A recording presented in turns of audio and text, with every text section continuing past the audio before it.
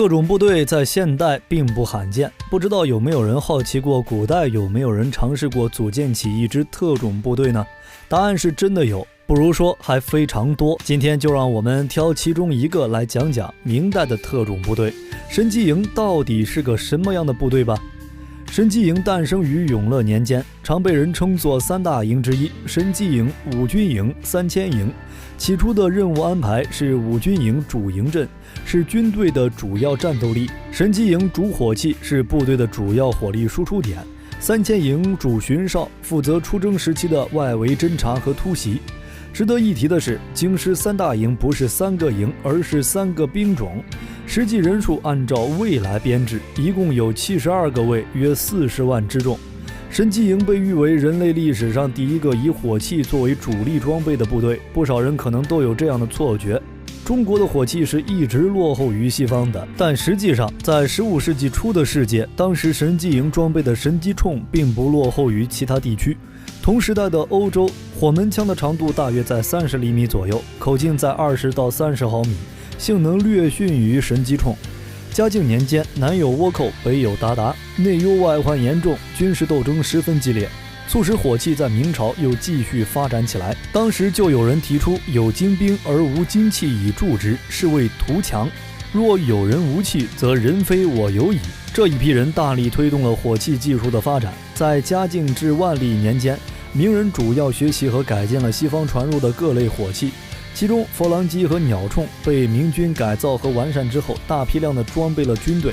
在学习和仿制外国火器的同时，传统火器也有了较大的发展，大体可分为燃烧性火器、爆炸性火器和发射性火器3大类，约有200-300种之多。与此同时，随着火器式样的发展，火药的配方和制作技术在明朝也趋于成熟。神机营使用的火药大体可分为2大类，由硝、硫、碳构成的纯火药配方和夹带其他成分的毒火、神火，也就是古时候的化学武器。随着不同的用途而对应不同火药的配方，在制作工艺和火药理论方面均达到了成熟的阶段。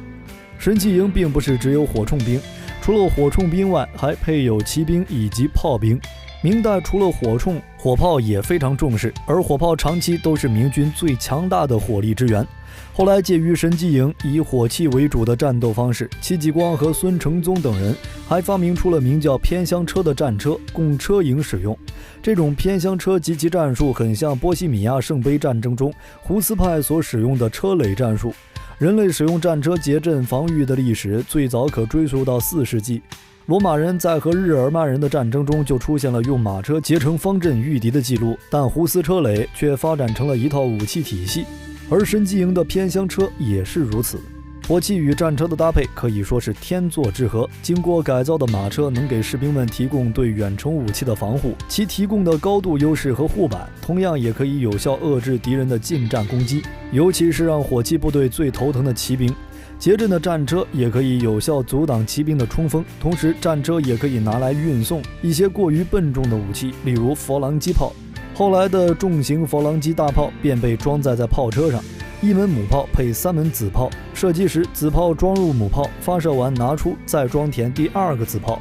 这样不光提高了射击效率，整体机动性也大大增强。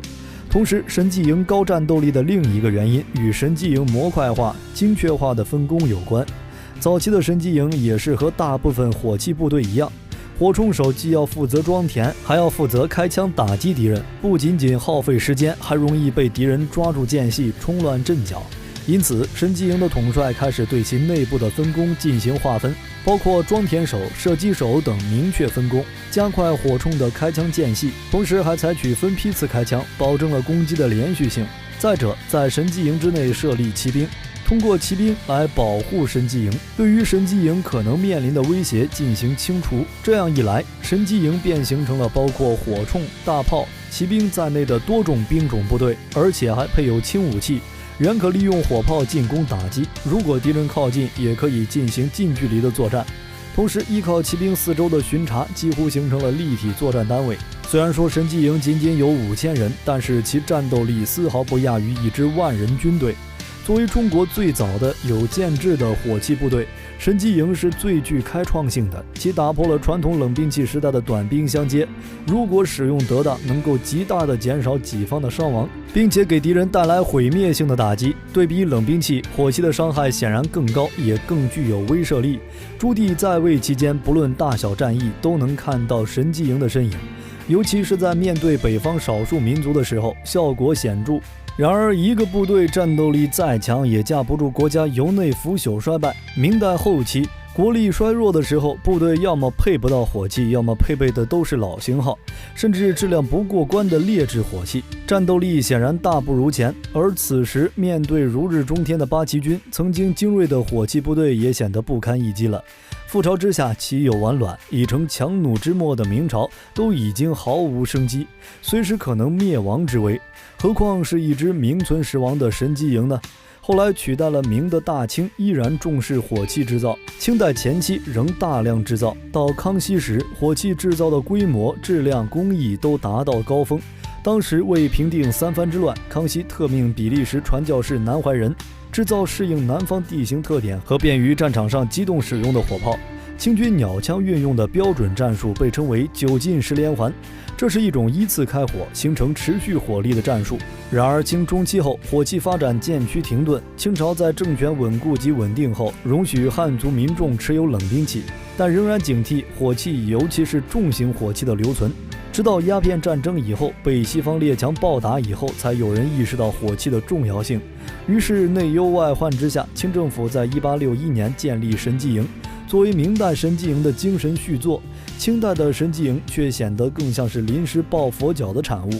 明代的神机营相当于清代的火器营，而清末新建的神机营是用西方近代武器装备的军队。建成后，神机营成为清末禁卫军的主力，其官署的规模也是空前庞大的。但是由于清王朝的腐败和种种积重难返的问题，这支新建的禁卫军与近代化禁旅的要求相去甚远，因此这支建立的部队也难逃被教做人的命运，最终与大清一起覆灭于历史之中。你觉得明代神机营可以算作当时世界战斗力最强的部队之一吗？揭开历史面纱，探寻神秘冷兵器。本期的分享到了这里就结束了，喜欢冷兵器的朋友可以点个关注，下期和您分享更精彩的内容。我们下期内容